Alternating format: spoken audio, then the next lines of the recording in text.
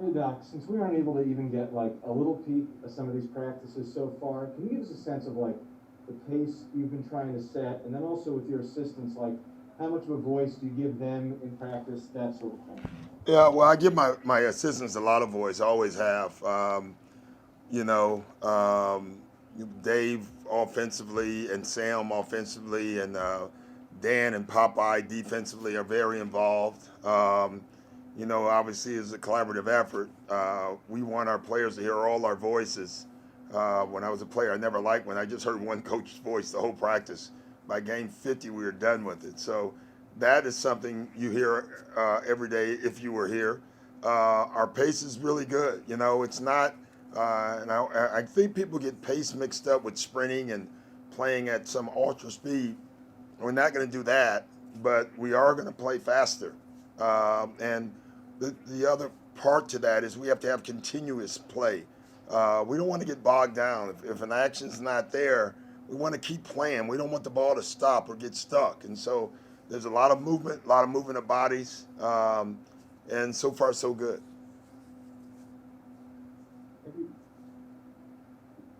Next question from Mark Narducci. Go ahead, Mark. Doc, yesterday you said Tyrese Max he didn't participate. Did he today? And also, is there an update on Matisse with his ankle?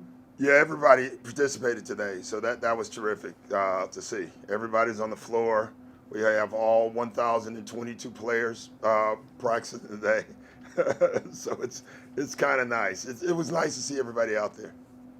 Doc, you joke about all those players, but you're eventually going to have to get them down because this is kind of a shortened camp. Is that tough with all that and trying to Yeah, get it's them down? probably it's tough, or I don't know if it's fair in some ways because we are going to have to get our roster down quick. That's just the nature of the beast this year, and so I'm sure there'll be guys who we let go that we didn't give a long enough look because we didn't have enough time.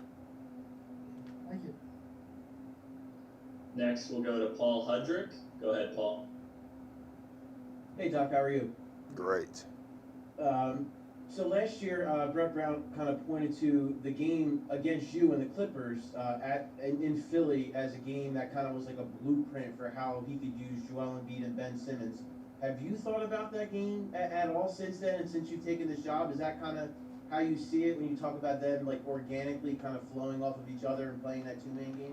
Well, that was a heck of a game. I remember it vividly. I thought the two things that I remember in that game is I thought they did play at a better place. I remember Joel and Ben being defensively dominant in the second half, and they went on a stretch. Remember that game? They couldn't score, but they kept getting stops. And that's the other thing. As good as we hope our offense is, there's going to be a night or two or three where it's going to fail you, and that's the night you want your defense to bail you out.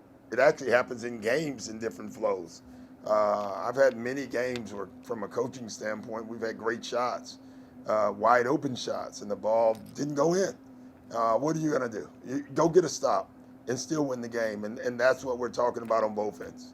But that was a heck of a game. We can play like that every night. We'll be pretty good. Let's go to Tom Moore next. Tom, you can go ahead with your question. Yes, Doc. I was just wondering, early in camp, I know there's a lot going on and so on, but have there been sort of any combinations or maybe players that have really worked well together that maybe you weren't sure how well they complement each other? Anybody with Joel, it turns out to be a decent play. I'm half joking with that, but a lot of guard action. I don't know if we ever thought it wouldn't work or would work. We didn't know how good it would work, and you can see a lot of the guards are they're pretty smart. They figure like if I can cut off a Seth Curry, there's a great chance that his man will not bump because he's worried about him coming off a pick, and therefore I get a layup. I'm always amazed at scores. They figure it out first. Scores know how to score, and I used Danny Green yesterday as an example. He actually accepted a bad pick from Seth, Danny Green going downhill. And he knew, he was laughing. He said, I knew they weren't going to bump. And so he ends up with a layup, and so those combinations have been fantastic. Thank you. The next question will go to Dave Melandra. Go ahead, Dave. Hey, Coach. Got a two-part question for you. One, how would you sense how your players have looked so far during the early parts of training camp? And the second part is, you guys going to be playing in home markets this year, not a bubble. What are some of the concerns you have about that?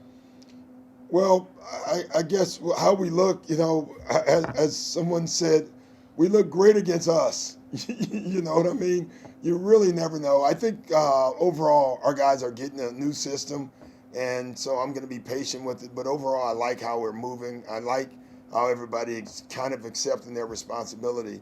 I don't know the answer to how things are going to be, when we're at home without our fans. I mean, the Philly fans are some of the best fans in sports, because they have passion.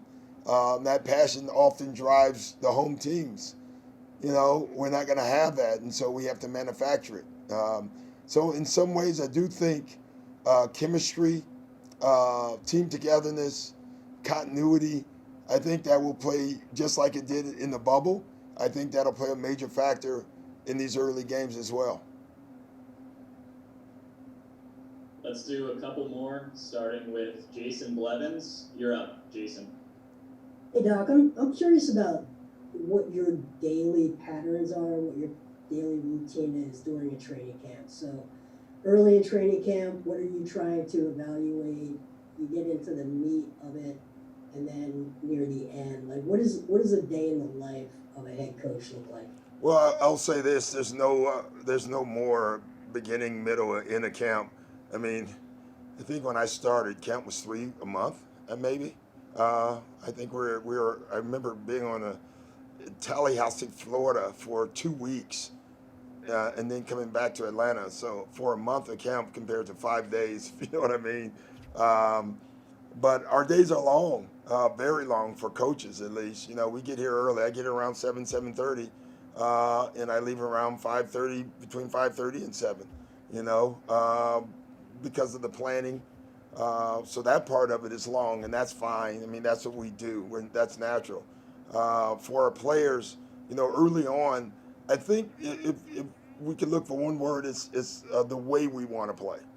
That doesn't mean that's how we're playing yet, if you know what I'm saying. But we're really trying to get them to see who we think we should be as a group, our identity, our style of play, defensively, our mindset. So, honestly, if you come out of camp and you have that down and not necessarily how to do it correctly yet, I think in most cases you're pretty happy. Thank you. We'll go next to Maria with Tab Deportes. Go ahead, Maria. Hi, Coach. First of all, can you hear me? Yes. Am I good? Yes? Yes. Hi, Coach. How are you? Preseason is around the corner, so what are the key aspects that you think the team needs to work on, not only from a basketball perspective, but also from a personal perspective? Well, personal perspective is easy. They need to wear these every day, and they need to be safe. This is different times. So I would say from a personal aspect that right now, just being responsible with COVID is probably the number one thing we can do off the floor right now.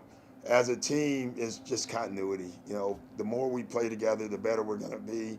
The harder we play together when we're together, the better we're going to be. And we just have to get in those habits of playing hard and being a competitive team all the time. Thank you. Thank you.